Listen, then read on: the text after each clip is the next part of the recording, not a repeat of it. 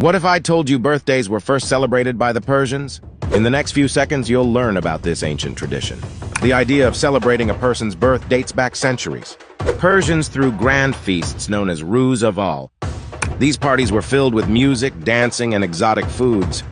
It wasn't just for royalty, everyone joined in.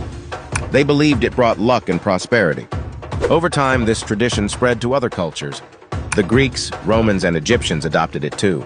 The concept evolved, but the joy remained the same. Today, we still cherish these moments.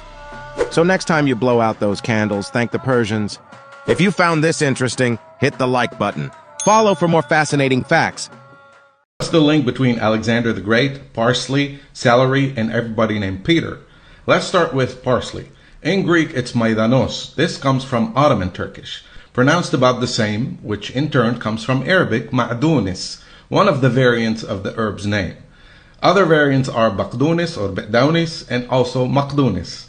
These words eventually all come from ancient Greek, Makedonesion, which means Macedonian.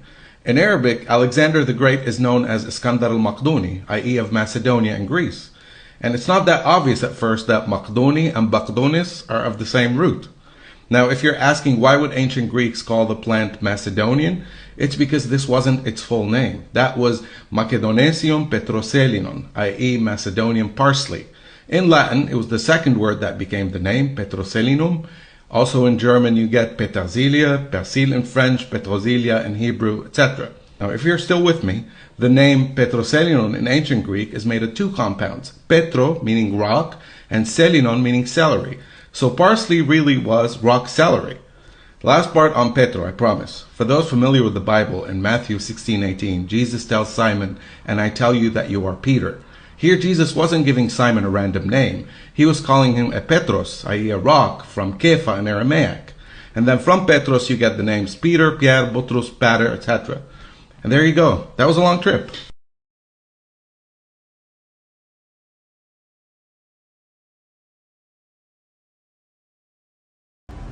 Be careful with this affirmation because it works. If you repeat this affirmation 3 times a day for the next 7 days, you'll be amazed at the amount of money that will come into your life. Now put your hand on your heart and repeat after me. I always have more money than I need, and I cannot help but attract more money into my life. Repeat 3 times a day for the next 7 days, and then come back and let me know what you did. You got to stay away from astrology. Stay away from astrology. And I'm like, why stay away from astrology? Why do I need? Because they told the truth about Christmas, told the truth about Easter, told the truth about holidays, all of this stuff. But why stay away from astrology? Well, it turns out all religion has come from astrology, and the astrology was astronomy. And they were trying to make sense of the heavens and how time passed and these bodies. And it turns out the sun going through the 12 constellations. They anthropomorphized those 12 constellations and they became the disciples.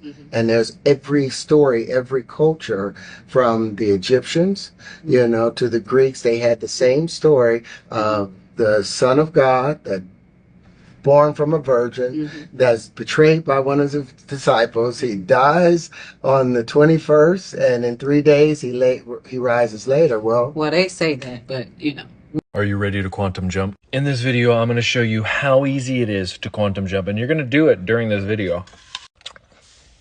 First step is you have to figure out where your programming came from. Secondly, what program are you currently on? And when I say program, I mean, are you in the victim program or are you in the victor? 99% of you are still in victim mode, but that's okay. We're going to jump out of that. Now, here's where it gets very important. You have to know what it is that you really want to be. Or should I say who? Every ancient culture knew this. This is why they told stories of legends. You see, the thing is you have to pick a program that is already established. It's almost impossible in a sense to create something that is just blank. So go through the archives of all of existence, figure out who you want to be. Now, all you have to do to quantum jump is to think, and then from those thoughts, you will have the feelings and emotions that are tied to it. Here's where 99% of you will fail, is the accountability and the fallback to the old self narrative. This is where hiring someone like myself to be your mentor is so crucial. Amir, you know who makes most money in this world? It's the fucking crazy people. You know why? Because only they can be so blind to all the obstacles that they actually dive first head in. This is just a fucking fact. I've seen it happen so many times in my life. Before you do anything, go lock yourself in a room and read these 7 books. They'll change your life. The Great CEO Within by Matt Mochary. Matt Mochary coaches the CEOs of many of the fastest scaling technology companies in Silicon Valley. Copywriting Secrets by Jim Edwards. Nobody is born knowing how to sell, but the truth is you can learn to sell a lot more when you discover the right words that make people buy. Relentless by Tim Grover has taken the greats like Michael Jordan, Kobe Bryant, Dwayne Wade, and hundreds of relentless competitors in sports, business, and every walk of life and made them greater. Meditations by Marcus Aurelius, a series of spiritual exercises filled with wisdom, practical guidance, and profound understanding of human behavior. 0 to 1 by Peter Thiel. In 0 to 1, legendary entrepreneur and investor Peter Thiel shows how you can create a breakthrough company. Your Next 5 Moves by Patrick Bet-David. This book helps entrepreneurs understand exactly what they need to do next. Finding My Virginity by Richard Branson. It's a story of Branson's evolution from hotshot entrepreneur to passionate philanthropist and public servant. Wealthy, what affirmations do you use? I don't use affirmations. Oh, well, do you use a vision board? Like, how do you get on the frequency of wealth and abundance? I don't use a vision board. I don't use any classic manifestation techniques. I use what's called phase 2. What's phase 2? Basically, it's when you realize that life is as easy as you allow it to be. It's when you accept responsibility for creating your entire experience, because you are creating your entire experience. Oh, and that made you wealthy? It didn't make me wealthy. Everyone is already wealthy in many different ways. Phase 2 showed me that I could expand on my existing wealth by appreciating it. What does that mean? Have you ever noticed that you always have air to breathe? You have a body to use. You get to enjoy the sunshine and love people and have friends and be alive. Yeah, that is all wealth. The more you appreciate the wealth you have, the more it grows and expands. It's like watering a tree. The tree grows. Oh my God, that makes so much sense. I can't be wealthy if I can't see the wealth that I already have. Yes, exactly. Wealth is not something you have to force or build. It's a state of being. The money and the success and the impact grows and expands to match how you grow on the inside. Okay, I'm sold. What's the first step? Look around you right now at all of your wealth, the roof over your head, the food in your fridge. The Lionsgate portal on 8/8 is the most powerful day of the year to manifest. And this one in particular is going to be a timeline shift for all of humanity. The 25th of July that we just experienced was the Mayan shift of the old world ending more into the new. On this day, it is so crucial to really set your manifestation intentions. I'm going to be having some quantum codes that are specifically designed just for this day. You can join my community, find them there, or work directly with me. But one manifestation technique I would do, if you just want to always do things on your own and you find that to be best, is make your infinity wish list. Write down the things that you desire to have happen, but write them under the line of they are. One of the biggest reasons that your manifestations don't happen is because you are wanting them rather than just having them, living within them. My favorite time of the year, my friends. The ancient Egyptians even believed that this day was the galactic new year, the power within it, Leo within the sun, the true energy of what the sun is. I could literally manipulate a lot of individuals knowing what I know right now. Christmas is this window of epiphany. Okay. So from the 25th through the 6th of January, it's this window of time where every day has a very specific thing you're supposed to do. In the wintertime, the earth's soul is more awake, which is why it's cold. That's when the earth goes to sleep and humanity wakes up. So this whole thing flips and you have the liturgical calendar that follows that same path. And inside of Christianity, that liturgical calendar is specifically mapped for us to be able to understand those codes. So if I am looking to gather wisdom, information, understand kind of what my next year is supposed to be and understand the true plan of God, source, all, whatever it is has for me. If I listen in that 12 days and I understand how to take those things in, I can set a practice for myself, and those same 12 days will map to the same 12 months of the year. When you feel good about yourself, you could talk about literally anything. I could talk about the floor and people would be interested. The fact that even right here, you could begin, but there is this huge scratch mark, right? You see it? And it kind of trails off here. Now, I asked the guy before, like, well, what created this scratch mark? Why are you still listening? Let that land. Why are you listening to me talk about the floor?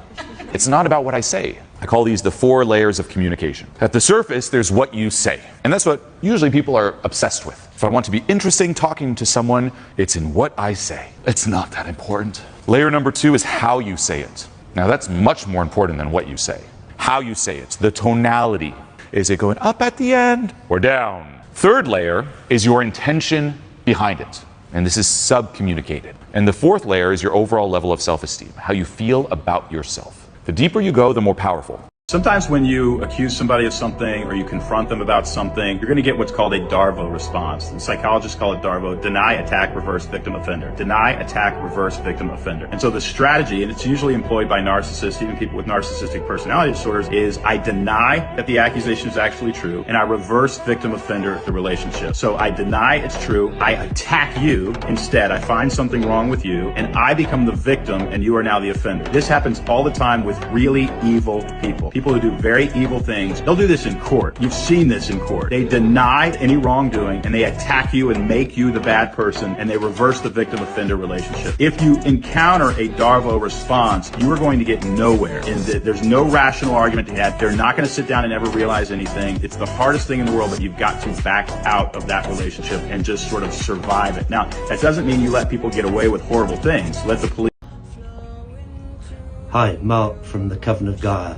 This is an instant karma spell to use against someone that's causing you problems in some way or another. So let cruelty, pain and evil ways follow this villain through all his days. Reverse the torment he creates to turn on him a crueler fate. Now you say that, very short few words, but with lots of intention, and turn those awful thoughts and deeds against them. Blessed be. If you ate one meal every other day, you would only get sick one day every 4 or 5 years. What can I do to get rid of that one day of sickness every 4 or 5 years? If you eat one meal and fast for 72 hours, there will not be enough poison in your body from the previous meal to even get you sick one day in your life. So that sicknesses, all the illnesses are food related. If we would not eat as much as we do and fast more, then we would find ourselves being able to cure. The body, the Honorable Minister Louis Farrakhan said, your body is its own hospital, but to get it open for business, you gotta fast. And when you fast, you open the doors of your hospital to heal you. What's wrong with doing birthdays? Look, every time you cyclically engage in the ceremonial practice of yourself, chronologically aging forward, whether you realize it or not, you are essentially programming the anatomical structure of your body and beliefs to actually become older. You actually ignite a transformative cellular state of entropy or decay at a significantly faster rate than normal. Your body might not have even aged much within the year, but by ceremonially believing that you are now this entire year older overnight, you basically lead your body and mind down this path throughout the course of your life where you force yourself into a state of elderhood. The reality is that we used to live for hundreds, even thousands of years in some cases. The concept of age and lifespan was introduced in more modern times, and ever since it was, the typical duration of one's existence has dropped dramatically. I mean, look, I'm 132 years old, but you'd never know. 5 signs you are an indigo soul. Number 1, you're an extremely rebellious, stubborn person who does not like to be told what to do. You pretty much go out of your way to do the exact opposite of what somebody will tell you what you should be doing. Number 2, you're an extremely spiritually gifted individual, but because of your rebellious nature may reject any notion of spirituality, including the New Age movement or traditional religions. Nevertheless, you're extremely empathic, intuitive, and psychic. Number 3, you may struggle with addiction or substance abuse because you feel like you don't fit in anywhere in the world, and you also have this heightened sense of awareness about what is actually going on in the world, which most people are numbed out to, so you're just like, 4, you have a strong sense of purpose for being alive, but you may not actually know what that purpose is, and that drives you crazy. 5, you always question authority and have an inherent sense of justice. women with a butterfly tattoo are possessed. I mean, listen, I do believe this world is run by negative energies. In the Quran, they're called jinn. And I do believe when you drink alcohol, when you're that allows for possession. I believe these jinn demons like to possess human bodies and feel the lust, feel sin. And one of the ways they identify with each other is they put a butterfly tattoo, because to a butterfly evolves from a caterpillar. So when these demons possess these humans, all of a sudden they have an urge to get a butterfly tattoo. It's like the most common tattoo in America. میدونستی اگه وید میکشی باید از مکمل سیتیکولین استفاده کنی تا تمرکزت بالا بمونه؟ میدونستی اگر مشروب میخوری باید از مکمل ترکیبی گلوتاتیون، استیل سیستئین و ویتامین C استفاده بکنی تا هم سلامتت حفظ بشه، هم خماریت کمتر بشه؟ میدونستی اگر استرست بالاست میتونی از مکمل آشواگاندا و پروبیوتیکا استفاده بکنی؟ میدونستی اگر کبدت چربه میتونی از مکمل همولاکس و مکمل کرکومین استفاده بکنی؟ میدونستی اگر پرخوری عصبی داری میتونی از مکمل ماچا و مکمل کرومیوم استفاده بکنی؟ و در نهایت میدونستی اگر کلسترول بالا داری میتونی از نیکوتینیک اسید یا BC و آرتیشوک استفاده بکنی؟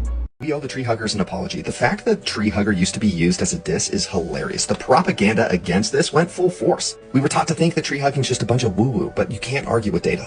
Hugging trees releases the hormone oxytocin. This hormone is responsible for emotional bonding, feelings of well-being, calmness, and trust. And there's many books out there like this one, Blinded by Science, where it really dives into the data behind hugging trees. But do you actually have to hug the tree? Well, research is showing that spending time around trees can actually reduce stress, improve immunity, lower blood pressure, accelerate recovery from illness or trauma. What's wild is literally walking amongst the trees, according to this Dr. David Schooley, can lower your chance of having a heart attack.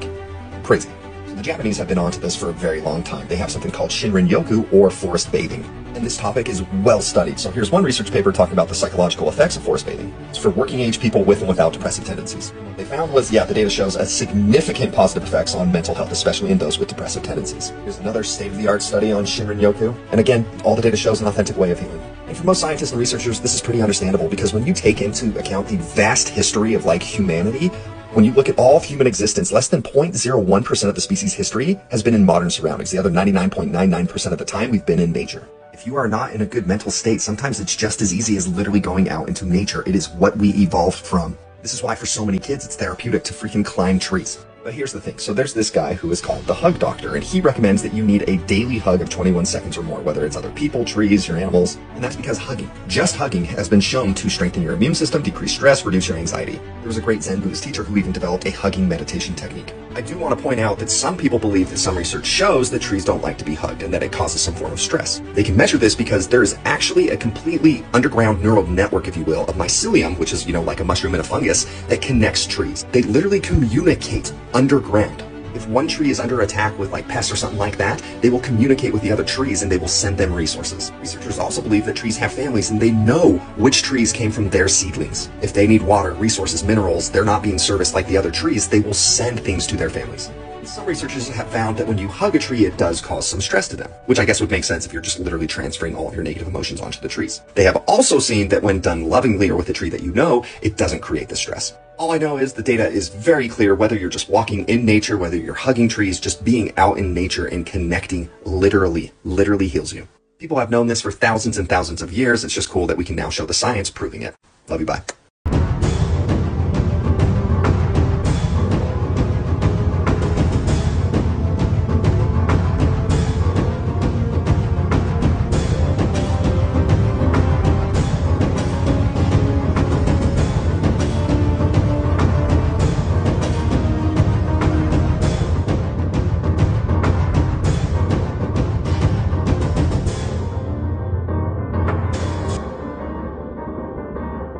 Here are some of the wildest origins for most wedding traditions. Number 1, the wedding bouquet.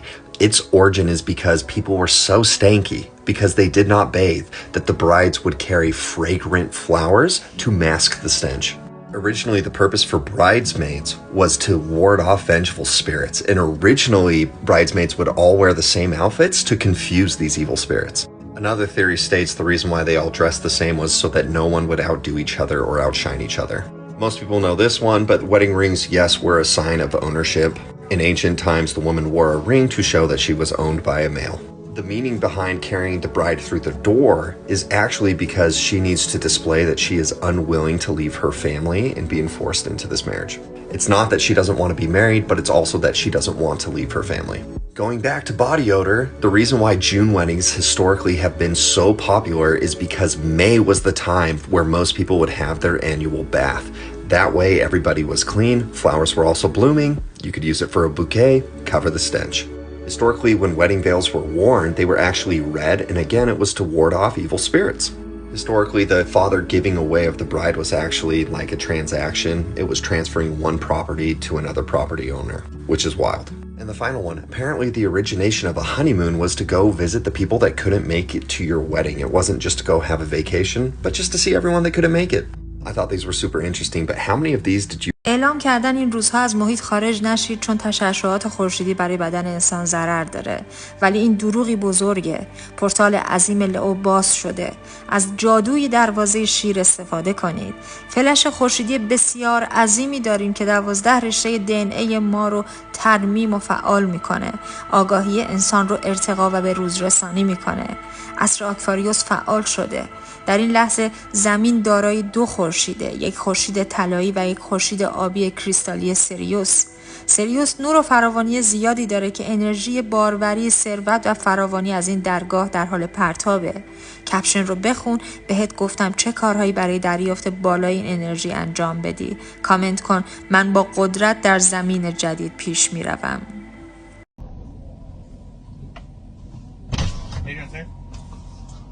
We're doing DUI checkpoint and driver's license check tonight. Identify yourself, please. I'm Deputy Hess with the Sheriff's Office. Badge number. 4920. Is your body cam rolling? I can turn it on if you like. Thank you. Yep. Just want to see your driver's license real quick.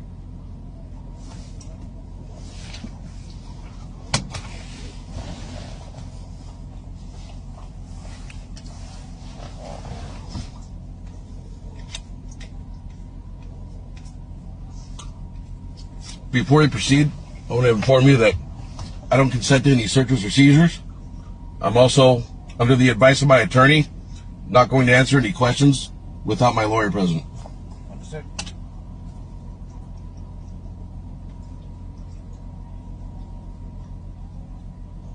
You got anything to drink tonight? All right, sir. Have a good night.